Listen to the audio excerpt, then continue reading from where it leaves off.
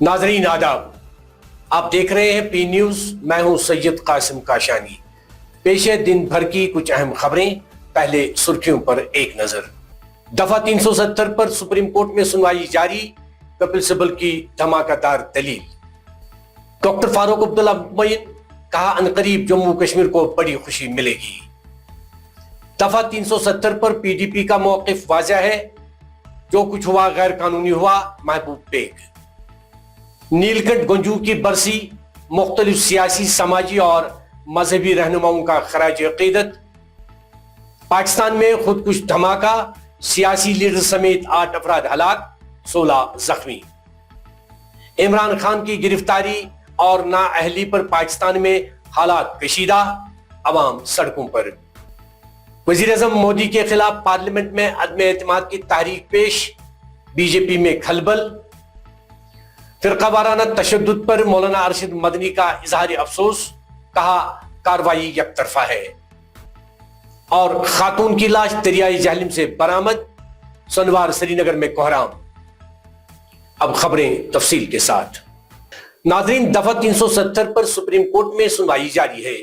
5 رکنی بینچ کے سامنے معروف وکیل کپل سبل نے آج پھر ایک بار دفعہ 370 کی منسوخی کو چیلنج کیا اور دلیل پیش کی کہ دفعہ 370 کو غیر قانونی طور ہٹایا گیا، اور ساتھ ہی یونین ٹیریٹریز پر تبصرہ کرتے ہوئے ایسے کہا ہے کہ مرکزی سرکار کیسے جموں کشمیر ریاست کو یونین ٹیریٹریز میں تبدیل کر سکتا ہے۔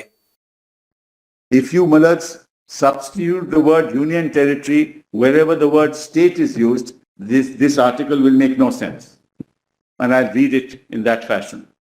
Form a new union territory by separation of territory from any union territory. No, but it could be by separation of territory from any state. That's correct. So therefore you can't read, therefore only in the first part you will read union territory. That's my submission. In other words, form a union territory by separation of territory from any state. You can do that. Or by uniting 2 or more states, you can have a union territory. Or parts of states, you can have a union territory. Or by uniting any territory to a part of any state. How can you create a union territory for Jammu and Kashmir under this article? You can't do it. You can carve out a union territory. You can't create a union territory under Article 3. بہت اچھی بات ہے کہ آج اتنے سالوں کے بعد آنریبل سپریم کورٹ نے یہ پٹیشن اٹھائی ہے۔ امید کرتے ہیں کہ یہ سنیں گے اور جموں کشمیر کے لوگوں کو جسٹس دیں گے۔ دیکھیے، یہ معاملہ سپریم کورٹ کے پاس ہے، اس وقت کوئی بھی اس پہ بات کرنا غلط ہوگا۔ اتنا ہی کافی ہے کہ سپریم کورٹ نے اٹھایا، ہم ان کا انتظار کریں۔ ادھر پی ڈی پی کے سینئر لیڈر ڈاکٹر محبوب بیگ نے کہا کہ پی ڈی پی کا دفعہ 370 پر اپنا موقف واضح ہے کہ 5 اگست 2019 کو جو کچھ ہوا ہے وہ غیر قانونی اور غیر آئینی اقدام ہے۔ ان کا مزید کیا کہنا ہے، آئیے دیکھتے ہیں۔ دیکھیے، پہلے تو آپ ابھی تو پروسیڈنگس آن ہیں، ابھی آرگومنٹس آن ہیں، تو ہاف وے کمنٹ کرنا ٹھیک نہیں ہے۔ میں آپ کو جنرل ایک بات بتاؤں گا۔ جنرل بات یہ ہے، پی ڈی پی کا ماننا ہے، ہمارا ماننا ہے، اور ڈے 1 سے جو محبوبہ جی کہہ رہی ہیں، پی ڈی پی کا ماننا ہے کہ 5 اگست 2019 کو جو ہوا وہ انکانسٹیٹیوشنل تھا، وہ پارلیمنٹ کے جورسڈکشن میں نہیں آتا ہے۔ پارلیمنٹ سے اوپر ایک مقدس سیکرڈ چیز ہے، اس کو کہتے ہیں کانسٹیٹیوشن آف انڈیا۔ یہ انکارپوریٹڈ ہے کانسٹیٹیوشن آف انڈیا میں، part of constitution of India ہے، اس لیے پارلیمنٹ اس کو چھیڑ نہیں سکتے، number 1۔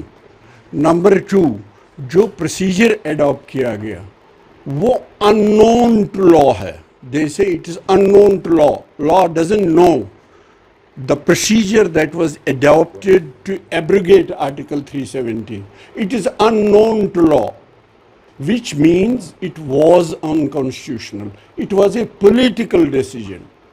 So it has to be fought politically.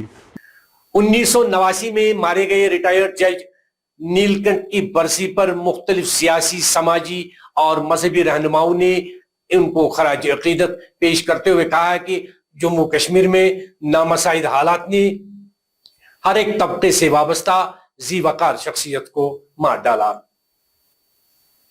National conference के मुआविन जनरल सेक्रेटरी डॉक्टर मुस्तफा कमाल ने कहा कि नेशनल कॉन्फ्रेंस का हमेशा ये मौक़िफ़ रहा है कि रिटायर्ड जज नीलकंठ समेत उन तमाम लोगों के कत्ल की तहकीकात होनी चाहिए जिनको मिलिटेंसी के दौर में मारा गया। नीलकंठ गंजू जो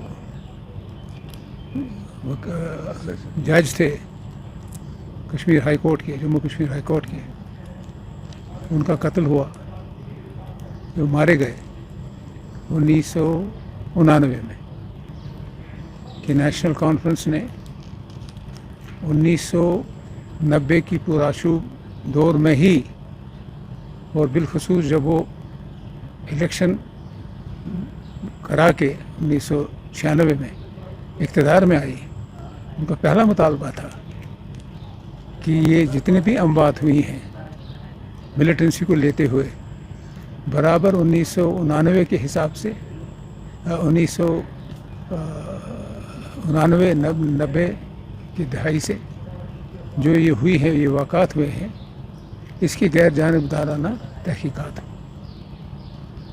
और सच्चाई और मफाहमत का कमीशन कायम किया जाए, जिसको ट्रूथ एंड रिकन्सिलिएशन कमीशन कहते हैं, ताकि वो तमाम उन वाक़ात की जांच करे जिनमें बेगुनाहों की जानें गई हैं। वहीं बीजेपी के मोहम्मद अल्ताफ ठोकर ने कहा कि 1990 में सबसे बड़ा नुकसान कश्मीरी पंडित कौम को उठाना पड़ा। उनका कहना है कि उन तमाम लोगों को सख्त से सख्त सजा देने की जरूरत है जिन लोगों ने बंदूक के बलबूते पर यहाँ के भाईचारे को जख्म पहुंचाया है। देखिए, देर से ही सही, अब तो इंसाफ मिलने की उम्मीद तो केपीएस में जागी है। देखिए, पहले टिकलाल टुपलू, उसके बाद नीलकंठ गंजू जो जस्टिस थे, उनको मार डालना, और आज तक उनके जो कातिल हैं वो कातिल अभी तक खुले हैं। पिछली जो गवर्नमेंट है उन्होंने आज तक कोई कार्रवाई इनके खिलाफ नहीं की है। कश्मीरी पंडितों का टारगेट करना और कश्मीरी पंडित की जो आवाज़ थी, जो यहाँ उनके कदावर लीडर थे, उस आवाज़ को दबाना, उस आवाज़ को ख़त्म करना, ये एक पॉलिसी पाकिस्तान की तरफ से यहाँ चल रही थी, और उसके लिए उन्होंने जो कश्मीर बेस्ड यहाँ दहशतगर्द है उनको इस्तेमाल कर दिया, ताकि कश्मीर में जो पंडितों की एक इंटेलेक्चुअल आवाज़ है वो चली, और एक दुनिया में एक मैसेज चली जाए कि कश्मीर जो है वो पाकिस्तान चाहता है और निज़ाम मुस्तफ़ा चाहता है और यहाँ हिंदू को रहने का कोई हक़ ही नहीं है। ये एक पाकिस्तान यहाँ मैसेज देना चाहता था, लेकिन आज तक किसी गवर्नमेंट ने इसकी सुध नहीं ली है।